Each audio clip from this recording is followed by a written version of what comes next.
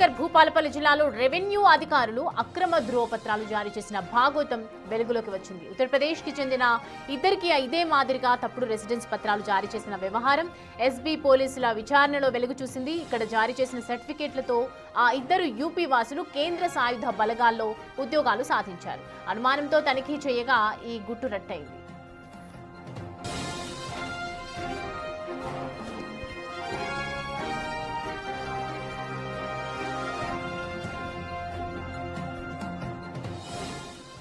ఈ క్రమంలోనే లేటెస్ట్ గా రేగొండ తహసీల్దార్ కార్యాలయం నుంచి తప్పుడు కుల ధృవీకరణ పత్రం జారీ కావడం కలకలం రేపింది. కాటారం మండలం గుండ్రాతిపల్లికి చెందిన ఓసీ మహిళ తోటపల్లి సావిత్రి తాను బీసీబీ అంటూ సర్టిఫికేట్ పొందారన్న ఆరోపణలు ఉన్నాయి. అంతేకాదు ఈ సర్టిఫికేట్ తో బీసీ స్థానం నుంచి పోటీ చేశారని అంటున్నారు గ్రామస్తులు.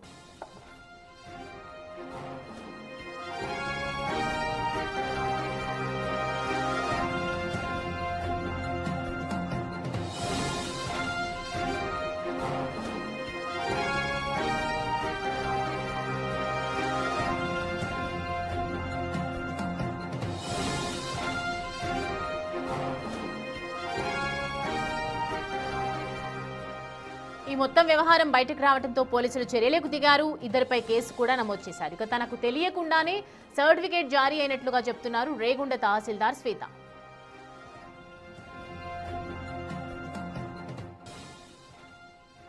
ఈ అంశానికి సంబంధించి పూర్తి డీటెయిల్స్ అడిగి తెలుసుకుందాం. ప్రతినిధి వేణు మనకి అందుబాటులో ఉన్నారు. రేగొండ తహసీల్దార్ శ్వేత ఏం చెప్తోంది? వేణు, అసలు ఈ ధ్రువపత్రాలకు సంబంధించి గ్యామ్లింగ్ ఎలా జరిగింది అనుకోవచ్చు, ఎలా వెలుగులోకి వచ్చింది, డీటెయిల్స్?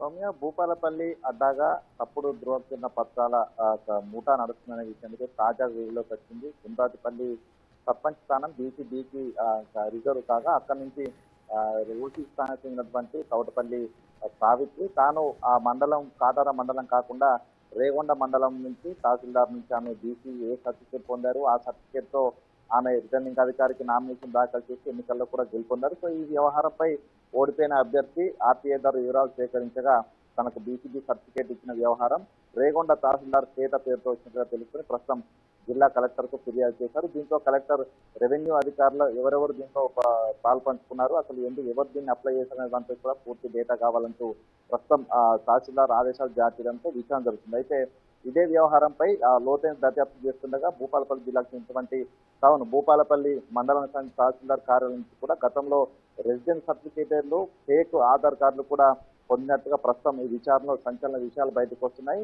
అయితే 2025 జూలైలో ఇచ్చోడ ఆదిలాబాద్ పిఎస్ లో నమోదైనటువంటి ఫేక్ సర్టిఫికేట్ల గ్యాంగ్ తో భూపాలపల్లికి చెందినటువంటి ఒక గ్యాంగ్ ఇద్దరి మధ్య కమ్యూనికేషన్ ద్వారా ఈ యొక్క ఫేక్ సర్టిఫికేట్ ఇచ్చినట్టుగా తాజాగా వెలుగులోకి వస్తుంది. అయితే భూపాలపల్లి నుంచి పొందినటువంటి ఫేక్ రెసిడెన్స్ సర్టిఫికేట్ అక్కడ చదువుకున్నట్టుగా ఉన్నటువంటి ప్రైమరీ స్కూల్ కి సంబంధించినటువంటి ఎడ్యుకేషన్ సర్టిఫికేట్లు వీటిని ఆధారంగా చేసుకుని సెంట్రల్ ఆర్మ్డ్ ఫోర్స్ లోపల ఉత్తరప్రదేశ్ చెందినటువంటి ఇద్దరు వ్యక్తులు ఆర్మీ లోపల ఉద్యోగాలు సాధించారు.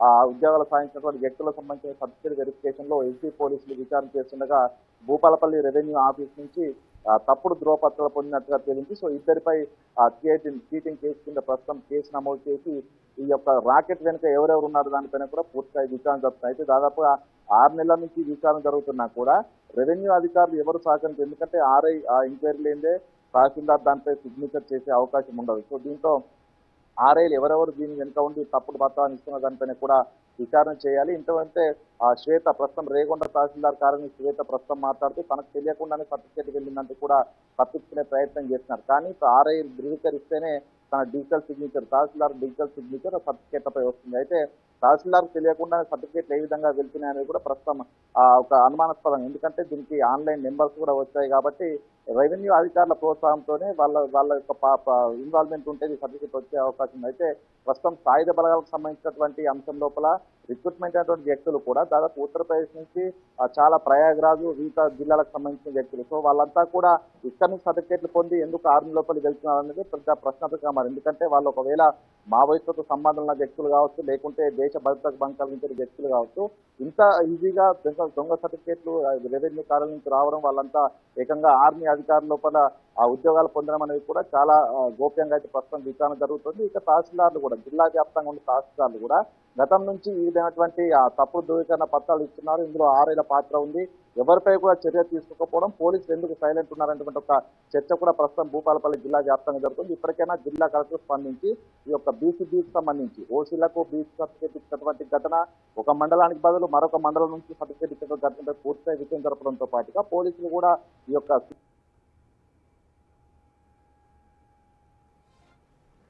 చేస్తే ఈ వెనుకున్నటువంటి కీలకమైనటువంటి ఒక ముఠా గుట్టు రట్టే అవకాశం చర్చ జరుగుతుంది. సో మొత్తంగా జిల్లా కలెక్టర్ ఈ యొక్క పూర్తి స్థాయి ఎంక్వైరీ జరిపితేనే అసలు బయటికి వచ్చేటువంటి అవకాశం ఉంది. ఎవరెవరు వెనుక ఉన్నారని దానిపై కూడా చర్చ జరుగుతూ ఉంది. సౌమ్య.